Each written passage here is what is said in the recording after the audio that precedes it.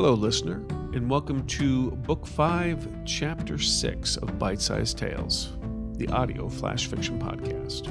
In today's chapter, we continue with the serial, The Burden of Protection. The Burden of Protection, Part 2. 2 for the Road, written and read by Chris Hussey.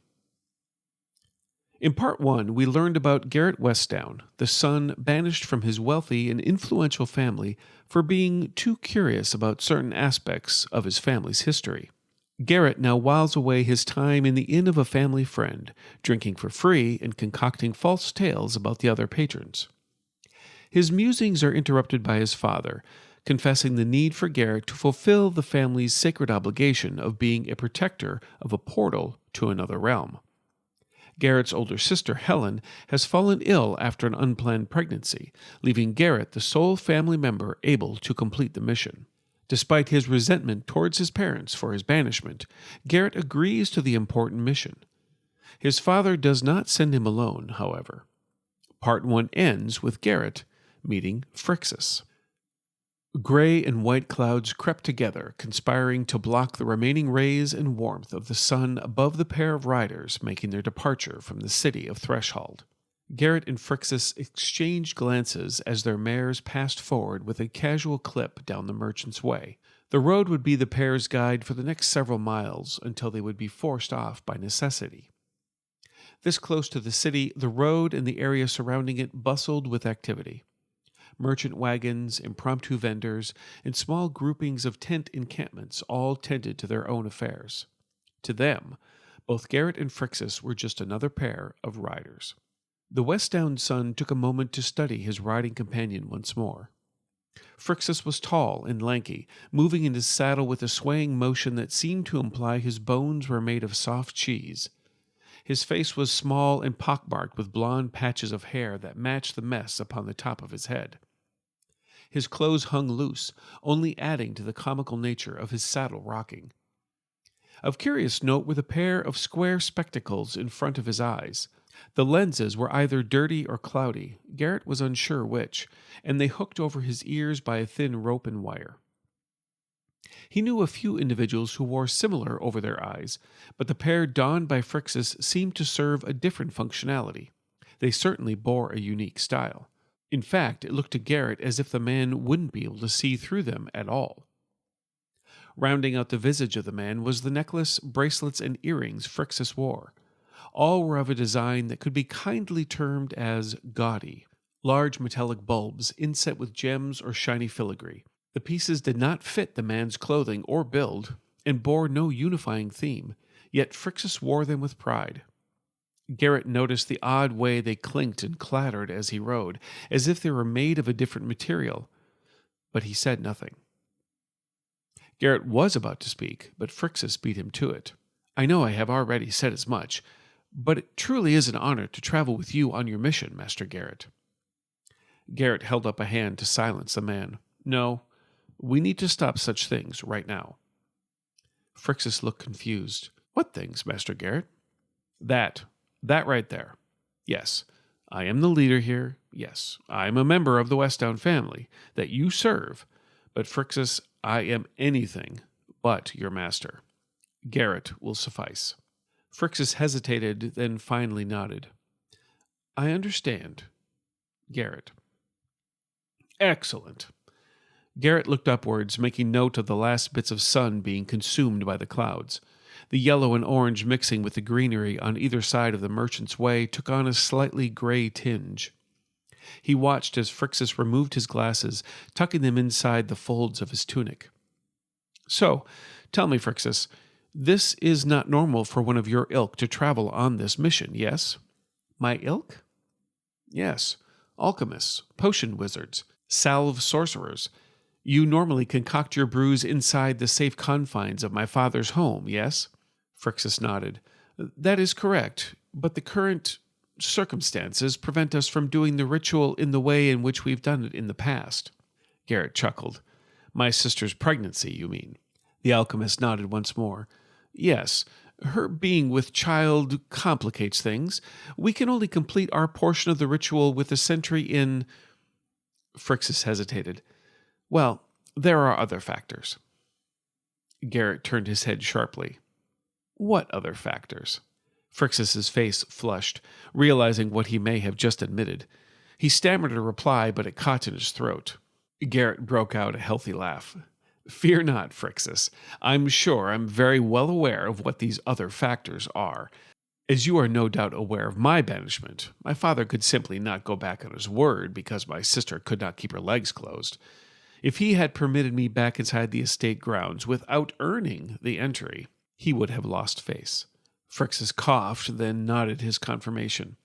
It will complicate the ritual completion, but my master has faith in me. Garret laughed again. He has little choice. If I remember, Master Ladin is too old and infirm to travel. Phrixus responded, resignation in his voice. Yes, that is true. This only means good things for you then, Phrixus. You will get to see, up close, this land and its people, and, of course, the portal itself. Phrixus swallowed hard. I'm more worried about our first destination, Garret clucked. The Tower of the Fallen Paladin? Yes, that's likely to cause you to soil yourself. They usually send the senior member of our cabal to the tower, but the rest of my brethren were on other missions. Garret nodded, turning serious. And rightly so. When I went 2 years hence, I almost stayed. Phrixus's voice grew nervous. What do you mean, you almost stayed? Garret was about to answer, but pulled his horse to a stop. Phrixus followed suit. The pair reached a crossway intersection, with the Merchant's Way continuing to the north, while the eastern fork snaked further into the woods. A sign stuck between gave the indication of the eastern pathway being named Trader's Glory. Both trails bore indications of heavy and frequent travel. Garret drew his gaze to the western fork.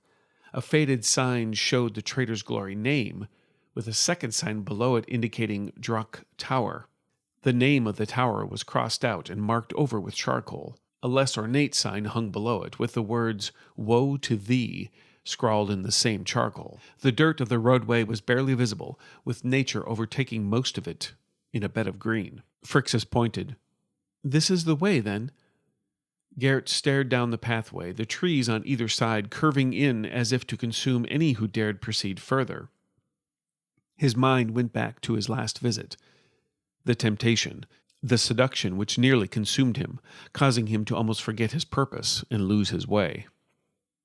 Garret, his mind shot back to reality as he looked toward Phrixus. He felt his social mask returning as he looked at his companion.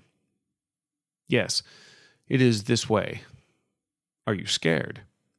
Very much so, Phrixus responded as he urged his horse forward down the path.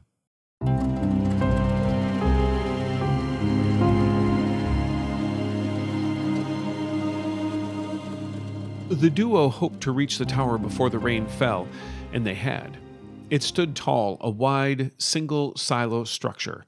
The tiled roof was still intact, though careful eyes could spot areas where the ceramics were broken or absent. The white outer walls, long stained with browns and greens of algae, crawled towards the upper reaches, while trees and weeds choked the bottom from sight. If Garret did not know the way, the pair would have ridden by the tower, remaining unseen. The dropping sun and dark clouds completed the tableau, adding a sinister gloom to the structure. It looked as if nature itself was trying to hide a great and ugly sin. Garret and Phrixus swallowed hard. The alchemist clutched his necklace with one hand while the other nervously spun the jeweled beads on his bracelet. I've seen the drawings and images of Drak Tower in our chambers and study hall. They do not do the menace of this place justice. Garret nodded. I agree, Phrixus. Lenore Drak was one of the truest defenders of the gods' will, until she succumbed to her temptations and corrupted. Now her tower, which stood as a beacon, sits as a warning. Phrixus responded by swallowing hard once again. Are you still filled with fear? Garret asked with a hint of amusement in his voice. Terrified, yes. Even more so than when you asked previously, Phrixus said flatly, then shifted in his saddle, moving uncomfortably as his hands worked the jewelry faster. He struggled to speak further. Garret noted his agitation. Do you have something to say? Phrixus moved once again, his eyes darting from Garret to the tower. No, I'd best not. 'Tis not a good thing to speak ill of the dead, especially one whose soul has not passed on to the nether long after their death. At his words, a window in the tallest portion of the tower came to life with a flickering flame of light. Both horses jumped at the glow, while their riders felt a chill sweep over their bodies. Within seconds, a rumble high above heralded the first droplets of rain. The gentle pitter-patter soon gave way to a steady flow of drops in an even further darkening sky. The pair settled their mounts, then urged them forward into the thicker brush surrounding the tower. Garret chuckled, partially at the circumstances, but also to hopefully reassure himself.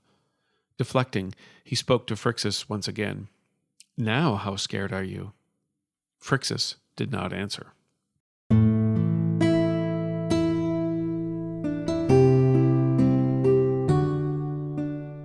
Author's note. So, continuing with the theme, of course, from the first part, I'm finding the challenge of maintaining character consistency with the cards and things that I have drawn to be a good challenge. I had to keep referring to the personality traits that I had designed or that I had drawn for both of these characters to try and keep them in line with what I had been given. It's worth to note that other elements in here both came from further card draws and elements that I made up on the spot, as you do sometimes in stories like this. I do want to give a special thanks to Philip Reed Games and the Hex deck. You'll see in the notes for this entry on the website how the terrain is arranged and the aspects and elements of where they are traveling from. Again, hope you're enjoying this experiment and this story. Thanks for listening.